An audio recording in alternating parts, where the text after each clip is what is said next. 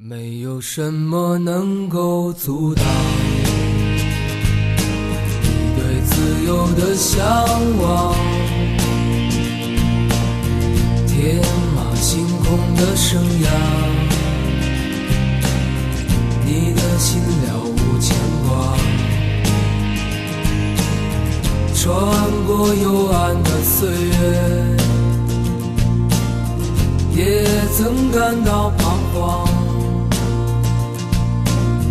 当你低头的瞬间，才发觉脚下的路，心中那自由的世界。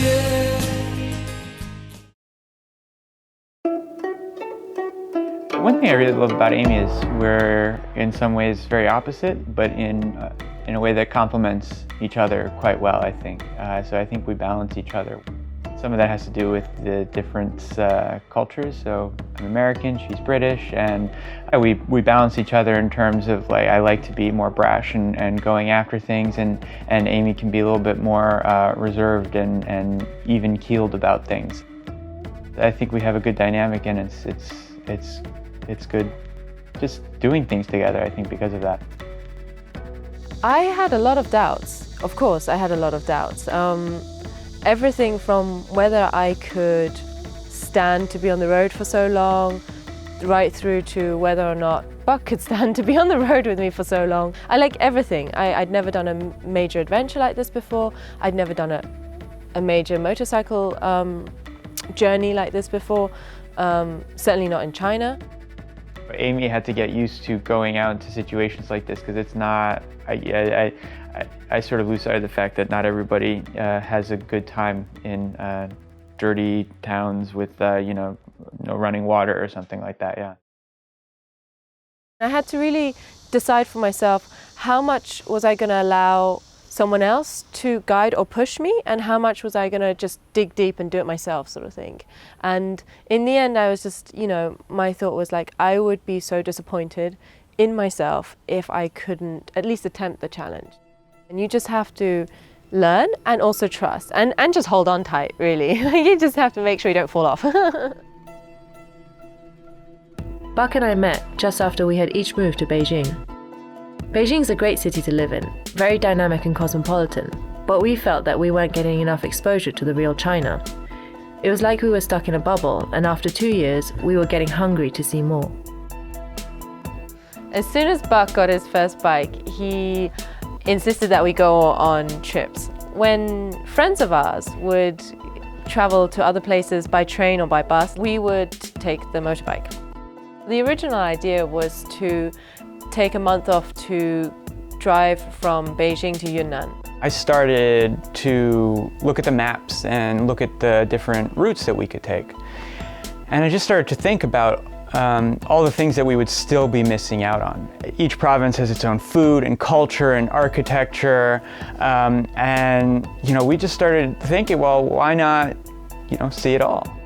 That's sort of how the idea for the Great Ride of China came about. We would leave Beijing in July, cross Manchuria and the grass plains of Inner Mongolia, go west towards the Gobi Desert, and climb up to the Tibetan Plateau and Mount Everest Base Camp. Next, we would wind our way through southwest China before following the coastline back up to Beijing. We found out that our route could potentially break the Guinness World Record for longest continuous motorcycle journey within a single country.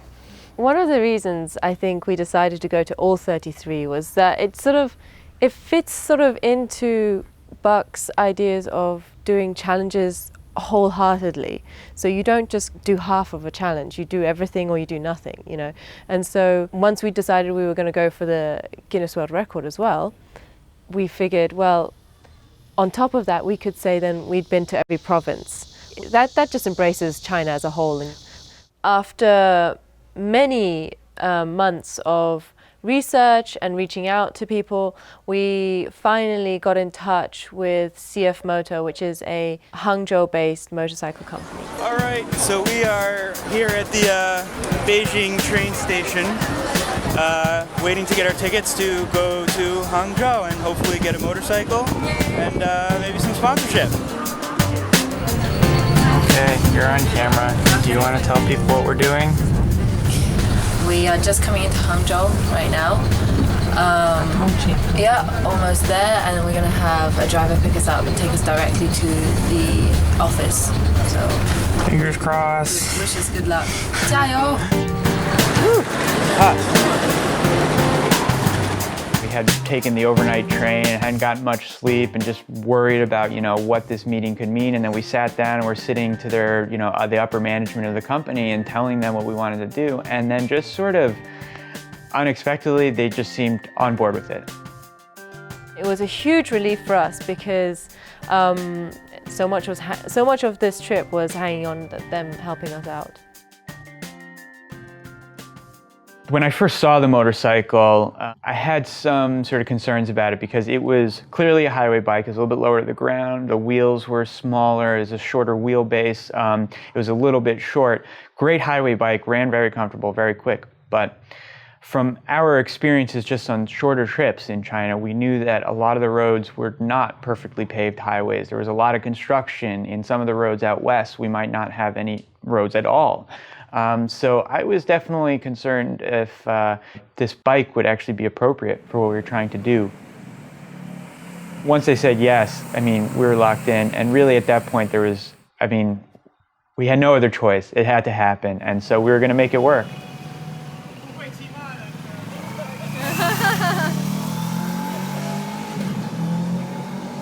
On our second day in Hangzhou, we tried on some gear and also got a crash course on repairing the motorcycle. Fang Shujian was their head technician and would be our main factory contact if anything went wrong on the road.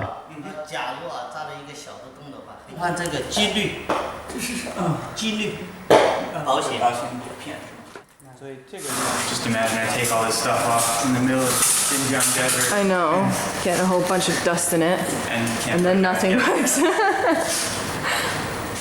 Buck thrives on this kind of thing, but for me, it was a little overwhelming, especially thinking of everything that could go wrong, and would I really be able to help if it did?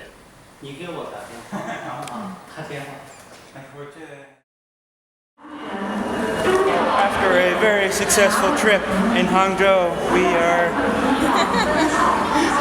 taking the high-speed train back to Beijing to start getting ready.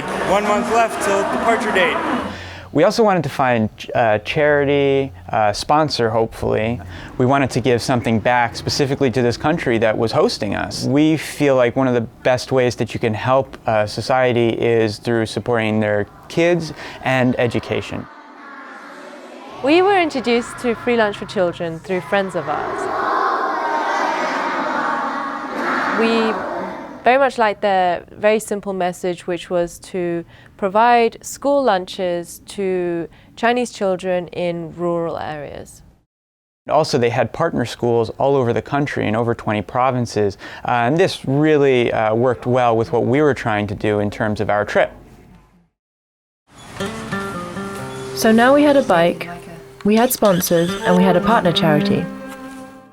With just 1 month before we had to leave, it was time to pack up our lives in Beijing, move out of our house, and actually get ready for the trip. As you can see, the house is a bit of a mess. The trip was getting closer and closer.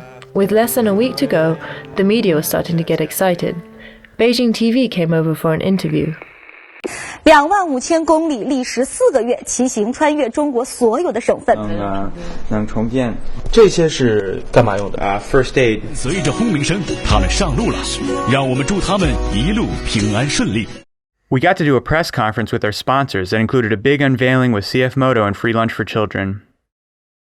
Mentally, though, it was so busy that it all went by in a blur, almost not real. Until finally, one day, it was just me, Amy, and our motorcycle, leaving Beijing, not knowing how or when we'd be back. Hit the road. This was it, the Great Ride of China.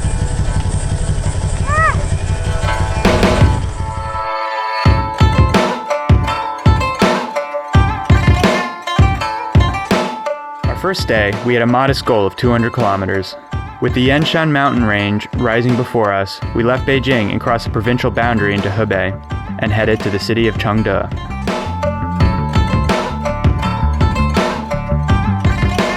Chengde was built by the Manchu emperors of the Qing dynasty in the 18th century as a hunting resort and summer getaway. It was hot and busy, but we managed to enjoy a walk through the parks and temples. Yeah, some enjoying lotus halls. Yeah, no, fragrance. Enjoying fragrant Enjoy. lotus halls? No, I think we just enjoyed the fragrant hall. I think there was a lotus hall with fragrance as well that we didn't actually get to. There is a lot of fragrance. Yeah, I think basically everything was pretty fragrant.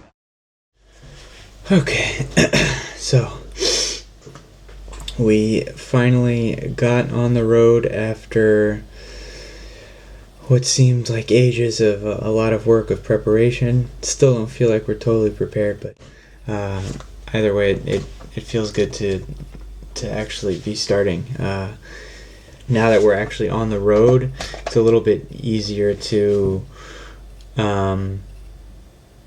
I don't know, now we can settle down and we can relax and maybe, take a deep breath before we actually really start pushing ourselves on this trip, because we've been working pretty hard up until this point.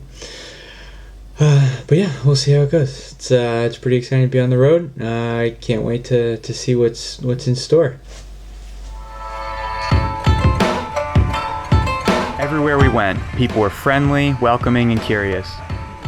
One night, I was invited to chug an egg and beer by some migrant workers at a small restaurant, told it would strengthen me for the road ahead. Wow. Hey, yo. How do you feel? Weird. Inside my mouth feels a little weird. Yeah.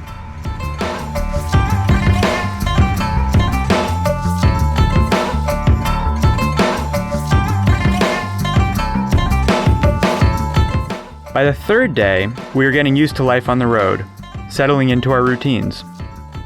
People were always fascinated by us.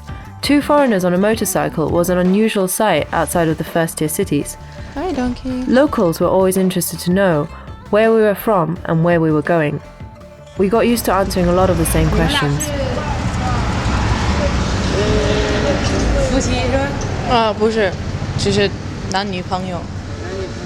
Of course, no lunch would be complete without photos with the restaurant owners.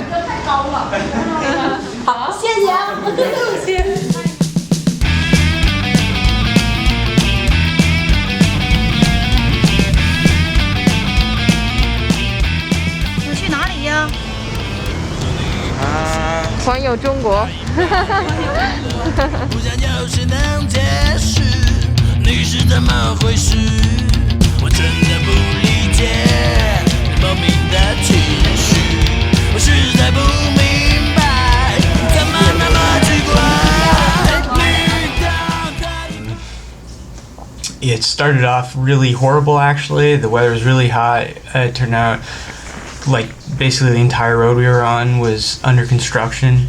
In China, what that means is the whole road is a mess. It's completely full of potholes, and it's dirty and dusty, and you're stuck behind trucks that are blowing smoke and dust into your face.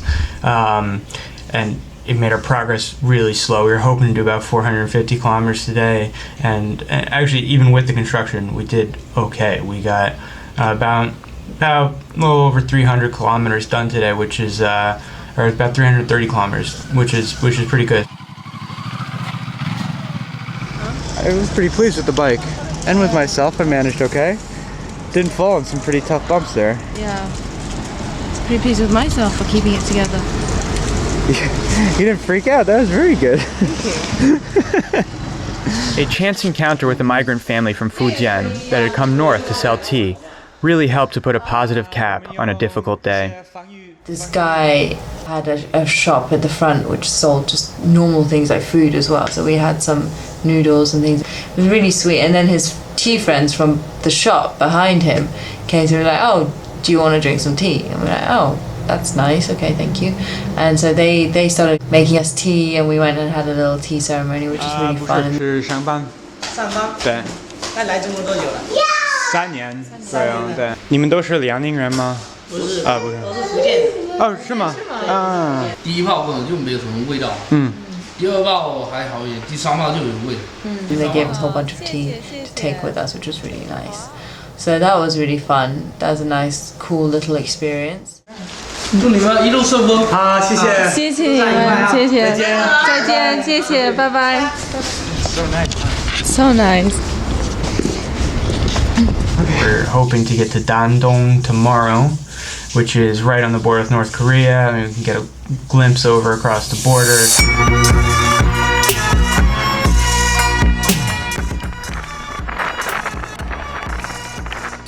Weather was a constant challenge that we would have to get used to. After our first few days of close to 40-degree temperatures, we then got hit with coastal rains as we went around the Bohai Sea. And when the rains hit, what are a long-distance motorcyclist's best friend? Resealable plastic bags. There's only 6 bags in here. They're big bags. It wasn't too hot either, which was nice. Because I guess because we were in the mountains, so it was nice and cool, surrounded by green and very fresh air, which is a lovely change. So we checked into this beautiful 3-star hotel. Maybe not so much really. There's like leaks and mold and hair on the carpet. I'm pretty sure it's not 3-star, but that's what they advertise. But yeah, not bad for 150 kwai, I guess. Really, really awesome day today. We left out of Dandong. We went to the North Korean border basically, which is the river. Went in a little speedboat, did the main sites.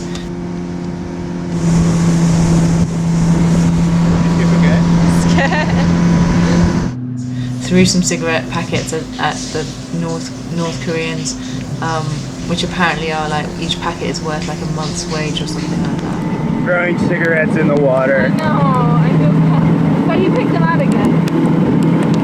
Man, I thought if they were worth a month's wage, he would have jumped right in. It's cool, isn't it? It's a lot of fun, yeah. So when we headed over to the area where the bridge is, we met a biker, a Chinese guy that was with a group of friends, and they had ridden from Guizhou. They had been on the road for a month. He was super friendly. He gave us some tips of route to go through Inner Mongolia, which I was very excited about. 日本军右中国的时候，把末代皇帝傅毅就在那里建了一个满洲国嘛，那个叫满洲里那个地方，要去吧。A biker from southwest China recommended a route through Inner Mongolia. It went quite a bit deeper north than we had originally planned to go, all the way to the border with Russia. I was lured in by his description of the grass plains and the history of the border town, despite the risks of entering a very remote part of China. We had also just found out that the Guinness World Record we were going for had been broken the same day we left for Beijing, extending 4,000 kilometers longer than our originally planned route, making the extra miles even more appealing. Basically, we were going to go from Harbin and then we were going to come across and down, so now we would be going up and over. So I mean, it would at least add like 3 to 5 days, I think, which is fine. Our ride into Harbin went by quickly thanks to our accidentally taking the expressway. Unfortunately, it is illegal in China for motorcycles to use these high-speed oases. Realizing our mistake too late, we were luckily able to avoid trouble at the 2 toll booths we crossed. Heard this like siren go off and someone was shouting, and so it seemed like, you know, we weren't supposed to be on there. The police seemed more perplexed by the appearance of 2 foreigners than perturbed at our being on a motorcycle. In the end, he and his supervisor just gave up and they're like, just go. They let us go, and then another guy was sort of laughing about it. He didn't know what to do. When we pulled up to his window, he got a supervisor. They just sort of laughed. One guy started putting his hand in his hair. He's like, oh God, just go. He's like, he was telling us, so how did you get in? Where did you drive from? From Jilin? And we're like, yeah, from Jilin. Because we were acting like we just understood that word. It's like, oh God, and then just started laughing. Anyway, that was interesting experience. I'm glad we didn't have to pay on the booze, and we didn't get in any trouble for being on the expressways. So that was good. Yeah, now we're in Harbin. We're gonna take a day off tomorrow. We've done all our washing. Our clothes stink from just the heat. 8 days and it just stinks. A former Russian settlement dating back over a century. Harbin was our first rest in a week. Make some cool domes. Onion domes. Oh. We were most looking forward to visiting the 53-meter-tall St. Sophia Cathedral. It was like a museum. Originally built as a symbol of Russian national pride after losing the Russo-Japanese War in 1907, today it's been converted into an architecture and art museum. It's become a bit commercialized and built up for tourism, but the architecture is elegant and the preservation is well done.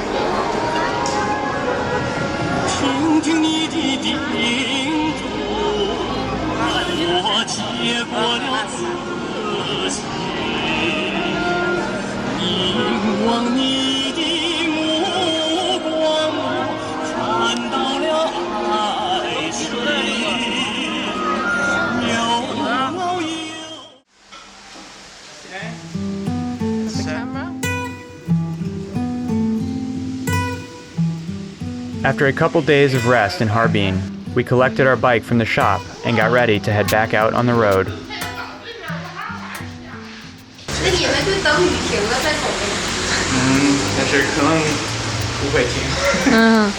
Rain was something we knew we would have to deal with throughout the trip. And so we suited up and we headed north, damp but thinking we were prepared. Rain, it turned out, would be the least of our troubles. We hadn't even made it out of the city when the bike suddenly shut off all by itself in the middle of a crowded on-ramp, ominously accompanied by the pungent odor of gasoline. You smell it? Yeah, you smell it? Yeah. Oh, it's leaking! It turned out that the shop's mechanic had improperly tightened a screw for the fuel line after checking a problem with our gas gauge, inadvertently turning us into a rolling bomb. Oil, the gas coming out? Jesus. What the heck? We waited under a bridge for over an hour with some city policemen until the mechanic could show up and fix the mistake.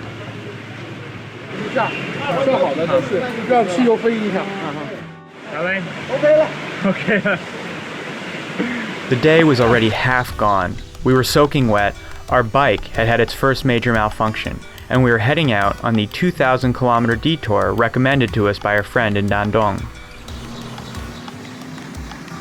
Not an hour outside of Harbin, the rain was still coming down hard, and to make matters worse, the tarmac began to degrade, until we were driving through nothing but mud. Our day still wasn't over yet.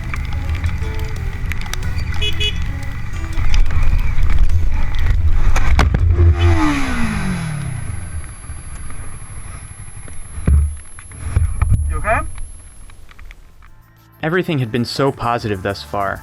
Beautiful sights, friendly people, and good progress. But on just the 10th day of our adventure, here we were. Holes ripped in our gear, everything covered in mud and rain, vital parts shaking loose on our bike, and no idea when or if we would see pavement again as we went farther north. This is supposed to be a guodao. It was clear as Beijing got farther and farther behind now, with tens of thousands of kilometers left to go, how this challenge would test us in the months to come.